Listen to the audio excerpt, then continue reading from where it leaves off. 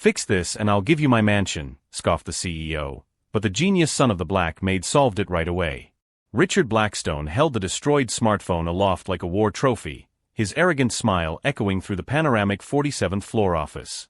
The top-of-the-line device had fallen from his desk during a tense meeting and now displayed a completely shattered screen, exposed circuits, and a swollen battery.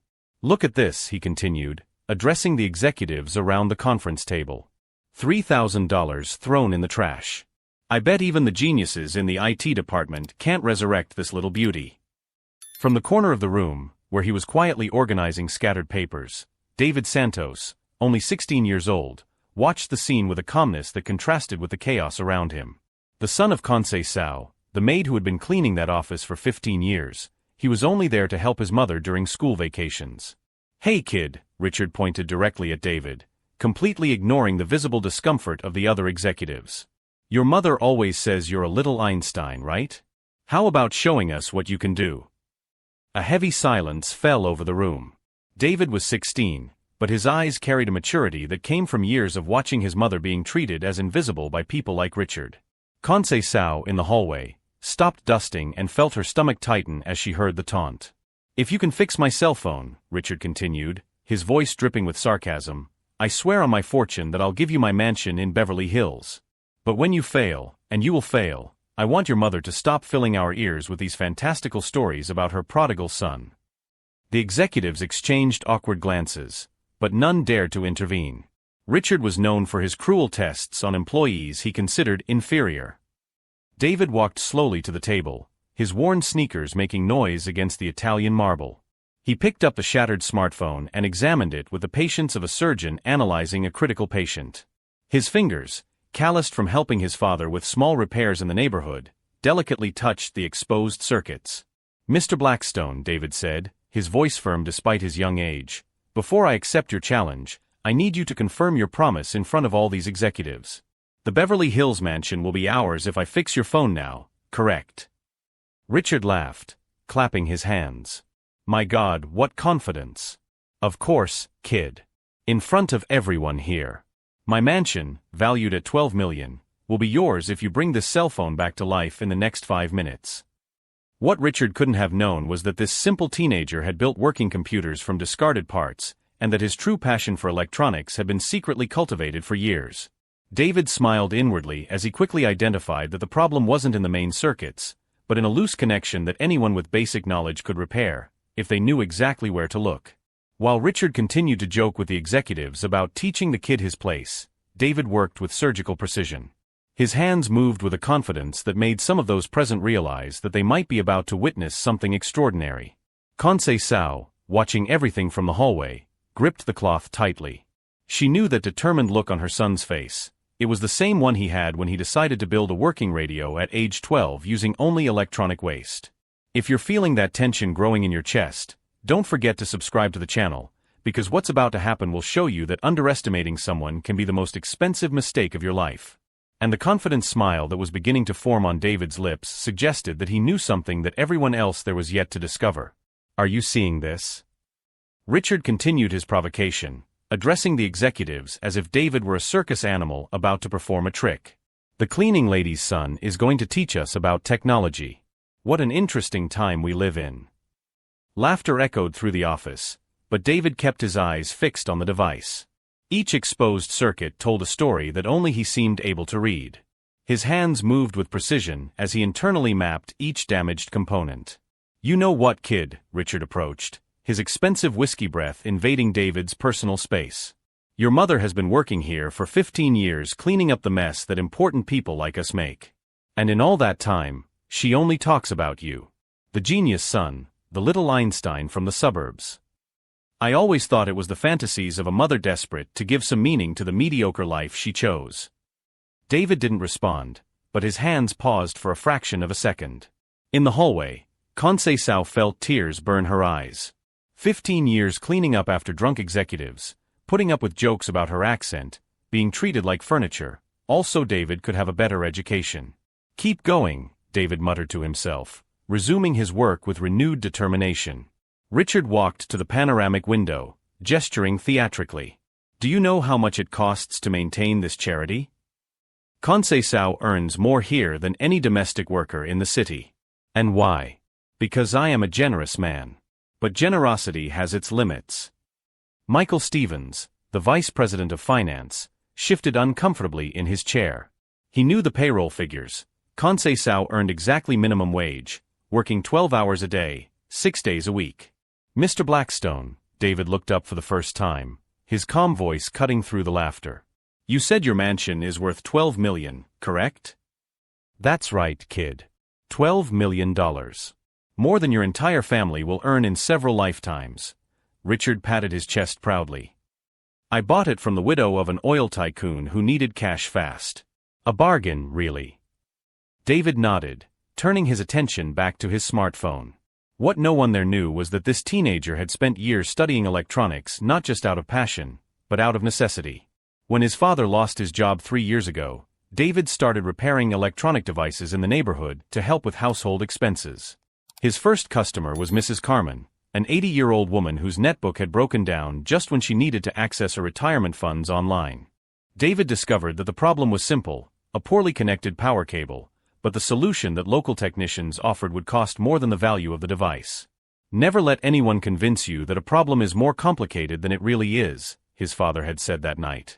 Powerful people love to complicate simple things to keep others dependent. Now examining Richard's smartphone, David quickly identified that the seemingly catastrophic damage was actually the result of 3 minor problems that appeared serious when combined: a displaced battery, a loose flat cable, and surface oxidation on the main contacts. Any experienced technician would know exactly what to do. 2 minutes left, Richard announced, checking his Rolex. I hope you're prepared for failure, kid. It's going to be an important lesson about knowing your place in the world. Jennifer Walsh, Director of Human Resources, watched the scene with growing discomfort. Over the past few months, she had noticed how Richard treated lower-level employees, always with a cruelty disguised as life lessons. But she had never witnessed anything so explicitly humiliating. David worked methodically, his fingers navigating the components with the confidence of someone who had faced much worse challenges with infinitely fewer resources. He remembered the time he managed to resurrect the community library's computer using parts from 3 different machines, allowing dozens of children to continue to have access to the internet. 30 seconds, Richard practically sang, clearly relishing what he believed to be imminent humiliation. What a shame, kid. Your mother will be so disappointed when she finds out that her fantasies about you were just that, fantasies. It was at that moment that something changed in the office air. The executives noticed that David showed no signs of panic or despair. On the contrary, there was a serenity in his movements that suggested something none of them had considered. What if the boy really knew what he was doing? Conceição, still watching from the hallway, recognized that focused expression. It was the same one David had at age 12 when he built a working radio from components he found in electronic waste. The same one he had at 14 when he hacked into the school system to show that grades were being manipulated against lower-income students. Time's up. Richard clapped his hands, breaking the silence. Well, what a surprise. Another dream shattered by reality. Now, if you'll excuse me, I have important meetings with people who actually... But his words were interrupted by a sound no one expected to hear, the distinctive ring of an iPhone turning on for the first time. On the previously completely dark screen, the Apple logo shone in all its glory, followed by the startup animation that everyone knew so well. The smartphone, which moments before had seemed beyond repair, was coming back to life as if it had never been damaged. The silence that followed was deafening. Richard stared at the device with the expression of someone who had just seen a ghost. The executives exchanged incredulous glances. Jennifer Walsh covered her mouth with her hands. And David, still holding the perfectly functioning cell phone, looked up at Richard with a smile that carried decades of wisdom concentrated into 16 years of life.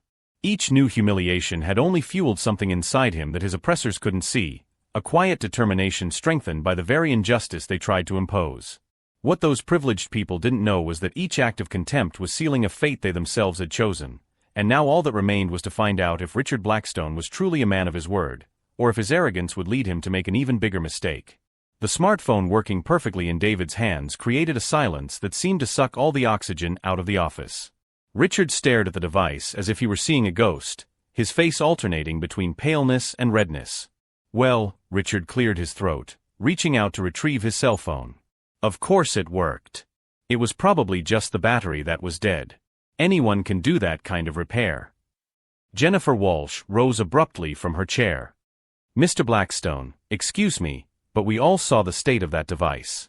The circuits were exposed, the screen completely shattered.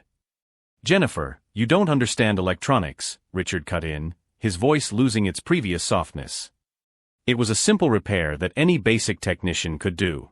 It has nothing to do with that absurd promise I made in jest. David remained motionless, watching Richard struggle with his own words. Conceição, still in the hallway, felt her heart race as she realized that her son had achieved something impossible, but Richard was clearly trying to escape his responsibilities. A joke. Michael Stevens, the vice president of finance, consulted his notes. Mr. Blackstone, you said, I swear on my fortune in front of all of us. You were very specific about the Beverly Hills mansion valued at $12 million. Michael, you're taking this too seriously, Richard forced a nervous laugh. Obviously, it was hyperbole. No one would bet a mansion on a basic electronic repair. It was at that moment that David finally spoke, his voice carrying a calmness that made everyone present pay attention. Mr. Blackstone, you're right. It was a very simple repair. Richard visibly relaxed, thinking David was offering him a dignified way out. Exactly. See? The boy himself admits that. So simple, David continued, that anyone with basic knowledge could have solved it in minutes. Which makes me wonder, why couldn't you? And why couldn't your specialized technicians? The question hung in the air like a sharp blade. The executives exchanged uneasy glances, beginning to realize that this teenager was not the helpless victim Richard had imagined. Or maybe, David took a step forward. You knew exactly what the problem was from the beginning and just wanted to create a situation to publicly humiliate my mother and me. Richard's blood boiled. How dare this kid question his motives? Listen here, kid. I think you and your mother had better know your place. One little joke doesn't mean you're going to walk out of here with. I recorded everything, David interrupted softly, holding up his own smartphone. From the moment you made the promise until now. I recorded your specific promise, your comments about my mother, and your attempt to go back on your word. The office fell so silent that you could hear the air conditioning humming. Richard felt the world spinning around him. In the midst of the digital age, he had completely forgotten that anyone could be recording. Furthermore, David continued, his voice gaining a confidence that contrasted with his young age, my father is Miguel Santos. You may know him better as Miguel Santos Law Firm, specializing in labor law and workplace discrimination. Jennifer Walsh covered her mouth to hide a smile. She was well aware of Miguel Santos' reputation, one of the most respected labor lawyers in the city, famous for his cases against companies that practice discrimination. Coincidentally, David continued, my father has been working on a very interesting case over the past few months. Something about a company that systematically pays below-average wages to Black and Latino employees, while offering superior benefits to white executives. The documents he has collected are quite revealing. Richard felt the ground open up beneath his feet. How could that kid know about the company's wage practices? And more importantly, how had Miguel Santos gained access to internal information? What Richard didn't know was that Conceição, during her 15 years cleaning offices, had overheard conversations she should never have heard. Executives openly discussing how to keep certain types of employees in subordinate positions. Comments about hiring diversity but maintaining quality. Jokes about quotas and affirmative action. And Conceição, whom Richard had always treated like furniture, had a photographic memory for injustices. But don't worry, Mr. Blackstone, David said, putting his phone back in his pocket. I don't intend to use this information unfairly. I just wanted to make sure you would honor your word about the mansion, as any man of integrity would. Michael Stevens cleared his throat uncomfortably. Mr. Blackstone, perhaps it would be better if we discussed this in private. No, David interrupted him gently. I think the conversation should continue right here, in front of the same people who witnessed the original promise. Transparency is fundamental in business, isn't it? Richard looked around the office, noticing that every executive present was visibly uncomfortable with the situation. Some avoided his gaze, others nervously checked their phones. The atmosphere had completely changed. He was no longer the predator, but the prey. Besides, David added with a smile that didn't reach his eyes, My mother always taught me that when someone gives their word in front of witnesses, especially important people like all of you, that word is worth more than any contract. Conceição, still watching from the hallway, felt tears of pride burn her eyes. Her son had grown up watching her being humiliated and disrespected by people like Richard. But unlike her, who had to accept it silently to keep her job, David had learned to turn that experience into something completely different. Richard realized he was cornered. A recording of his promise, witnesses present, and now the veiled threat of exposure of the company's discriminatory practices. Worse still, the son of the maid he had completely underestimated was conducting the whole situation with a mastery that would make experienced executives jealous. "Of course," Richard finally said, his voice sounding strained. "A man always honors his word. But we'll need time to prepare all the legal documentation for the transfer of ownership." "I understand perfectly," David nodded. "Would 15 days be a reasonable time frame? My father always says that important real estate transactions deserve the time necessary to be done properly." The mention of my father made Richard gulp again. Every word David spoke sounded like a small threat wrapped in courtesy, and he was beginning to realize that he had seriously underestimated not only the boy, but the entire Santos family. Jennifer Walsh watched with fascination as David controlled the entire situation without ever raising his voice or showing aggression. It was a lesson in leadership she would never see in the most expensive business schools in the country. 15 days, Richard agreed reluctantly, realizing he had no choice. "But this stays between us, obviously. There's no need to." "Oh, but of course I'm going to tell everyone," David exclaimed with genuine enthusiasm. "A story like this deserves to be shared." The generous CEO who offered his mansion to a maid's son after a simple repair. What an inspiring lesson in recognizing talent regardless of social background. David's smile was angelic, but his eyes shone with a calculating intelligence that made Richard realize he was dealing with someone far more dangerous than he had imagined. The boy had turned a humiliating situation into a narrative of corporate generosity, but in a way that would make it impossible for Richard to back down without looking exactly what he was, a prejudiced man without his word. As the executives began to disperse in awkward silence, David remained in the center of the office with the same serene calm he had maintained throughout the confrontation. But now there was something different in his gaze, the quiet satisfaction of someone who had just turned around a game that seemed lost from the start. Conceição finally entered the office to collect her cleaning supplies, and for the first time in 15 years, Richard Blackstone couldn't look her in the eye. What he couldn't know was that this had not been an isolated victory, but only the first move in a much larger plan that David had been devising for months, observing and learning from every humiliation his mother had suffered in silence. And as Richard tried to process how he had completely lost control of the situation to a teenager, a question began to torment him. If David Santos was capable of planning and executing such a sophisticated turnaround at 16, what else would he be capable of doing with a $12 million mansion and the public attention that this story would inevitably attract? 3 days after the promise in the office, Richard Blackstone believed he had found the perfect solution. Sitting in his Mercedes convertible on his way to the most expensive law firm in town, he mentally rehearsed the speech that would dismantle the whole charade. "Thompson, I need you to nullify a verbal contract made under duress," he said on the phone to his personal lawyer. "A minor extorted me using illegal recordings. We have precedents to invalidate this completely."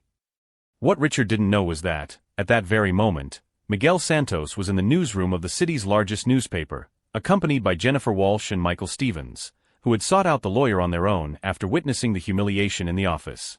"I have documented 15 years of systematic discrimination," Miguel explained to investigative journalist Clara Mendoza, spreading dossiers across the table. "Race-based pay differentials, promotions denied based on cultural fit, strategic firings of employees who questioned these practices." Jennifer Walsh, visibly nervous, nodded in agreement. "I managed human resources. I received direct instructions from Mr. Blackstone to keep certain people in subordinate positions. I have emails, internal memos, recordings of meetings." Michael Stevens added, "The financial data clearly shows that white employees earned, on average, 40% more than black and Latino employees in the same positions."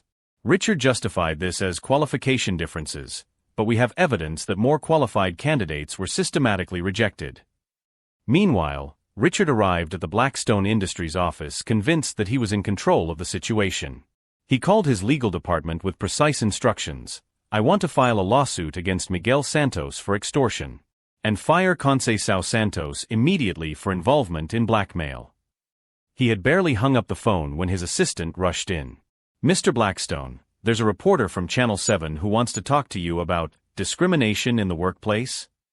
Richard felt his blood run cold. What discrimination? Tell her we have no comment. "Sir," the assistant swallowed hard. "She said she has internal documents from our company. And she has people from our team with her." Through the panoramic window, Richard saw a news van parked in front of the building. Reporters were adjusting equipment as a crowd began to form on the sidewalk. His perfectly controlled world was falling apart in real time. The phone rang. It was Thompson, his lawyer. "Richard, you didn't tell me that this Miguel Santos is the same guy who won the billion-dollar case against Petrocorp last year. He specializes in class action lawsuits for discrimination. And he has an impeccable reputation." "Thompson, that's irrelevant. He's using his underage son to—" "Richard," Thompson interrupted him, "I just received a subpoena. Miguel Santos is filing a class action lawsuit on behalf of all Black and Latino employees of your company over the past 15 years. He has evidence, witnesses, internal documents. This is going to cost hundreds of millions in damages." Richard dropped the phone. Hundreds of millions. His company, his empire, his reputation, all being torn apart not by an inconvenient teenager, but by one of the most feared labor lawyers in the country. At that moment, David Santos calmly entered the Blackstone Industries building, accompanied by his father and a bailiff. Conceição walked beside her son, for the first time in 15 years not carrying cleaning supplies, but wearing a simple suit and the dignity of someone who would finally see justice done. "Mr. Blackstone," David greeted him politely when they arrived at the panoramic office. "I've come to formalize our conversation about the mansion. My father has prepared all the necessary documentation." Richard looked at Miguel Santos, a man of medium height, gray hair, modest suit, but whose eyes carried the determination of decades of fighting injustice. "You can't be serious. That was a joke between your son and me." "Mr. Blackstone," Miguel replied with the same calmness David had shown, "my son recorded your specific promise in front of multiple witnesses. But that's the least of your problems right now." Miguel opened his briefcase and spread documents across Richard's desk. 15 years of evidence of systematic discrimination. Emails from you instructing dismissals based on race. Memoranda about maintaining controlled diversity. Recordings of meetings where you referred to Black employees as social responsibility quotas. Richard's face changed from disbelief to pure terror. How did you get this?" "Conceição," David replied simply. "For 15 years, my mother cleaned this office while you openly discussed your discriminatory strategies. You treated her like furniture, forgetting that she has ears. And an exceptional memory." Conceição finally spoke, her voice firm despite years of forced silence. "Every racist joke, every comment about keeping certain types of employees subordinate, every meeting planning how to circumvent labor laws. I heard it all. And I remembered it all. But that's illegal. Recording without consent." Miguel smiled for the first time. "Mr. Blackstone, check your own employment contracts. Every employee, including Conceição, signed authorizations allowing recordings for security and training purposes. Your own documents legalized our collection of evidence." Richard looked desperately around the office, searching for an exit that didn't exist. Through the window, he saw more news vans arriving. His phone rang incessantly with calls from shareholders, business partners, and the press. "The mansion," David said gently, "was just the beginning. We wanted to make sure you would honor at least one promise before we revealed the rest." "The rest?" Richard whispered. Miguel opened another folder. Class action lawsuit representing 847 employees. Damages estimated at $340 million. And since the discrimination was systematic and documented, we expect the court to impose exemplary penalties that could double that amount. David watched Richard slowly process the magnitude of what was happening. "Mr. Blackstone, you always said my mother should know her place. Today she is knowing her place, on the right side of justice." The bailiff formally served the summons to Richard, who received it with trembling hands. 15 years of arrogance, prejudice, and abuse of power were being called into account in a single devastating afternoon. Sao looked around the office where she had been humiliated for so many years one last time. Mr. Blackstone, you don't need to worry about finding another maid. Starting today, this office will have new owners. As the Santos family left the building with dignity, Richard Blackstone remained alone in his crumbling empire, finally understanding that he had underestimated not only an intelligent teenager, but an entire family that had turned 15 years of accumulated injustice into the most calculated and devastating lesson in humility he could ever imagine. Outside, cameras captured David, Miguel, and Sao Santos leaving the building with their heads held high, as the future opened up before them with seemingly endless possibilities. But one question remained unanswered, leaving reporters wondering, if this family was capable of planning and executing such a complex turnaround against one of the city's most powerful businessmen, what other injustices would they be prepared to face? And how many other families like theirs were watching this victory and realizing that perhaps it was time for their own voices to be heard? 6 months later, Richard Blackstone signed personal bankruptcy papers in a modest office downtown. Blackstone Industries had been sold to cover the class action lawsuit settlements. His Beverly Hills mansion, ironically, now housed an educational center run by the Santos family. $340 million in damages, Miguel Santos explained to reporters at the center's opening. Every penny will be invested in education and opportunities for young people from disadvantaged communities. David, now 17, cut the ribbon alongside his mother. The boy who had been humiliated for fixing a cell phone was being accepted into the country's best universities with full scholarships. "My son always knew that knowledge is power," said Sao, wearing the lab coat of the new center's director. 15 years of cleaning offices taught me that those who underestimate others based on prejudice always end up missing out on the greatest opportunities. Richard watched the news from his rented apartment, recognizing that he had created his own enemies by treating decent people as disposable. Jennifer Walsh, now working as a corporate diversity consultant, summed it up perfectly: arrogance has a price, and Richard discovered that some debts are unpayable. David proved that the best revenge is not to destroy those who humiliate you, it is to build something so great that their opinion becomes completely irrelevant. If this story touched you, subscribe to the channel for more stories about how justice, even if delayed, always finds its way to those who never give up fighting for what is right.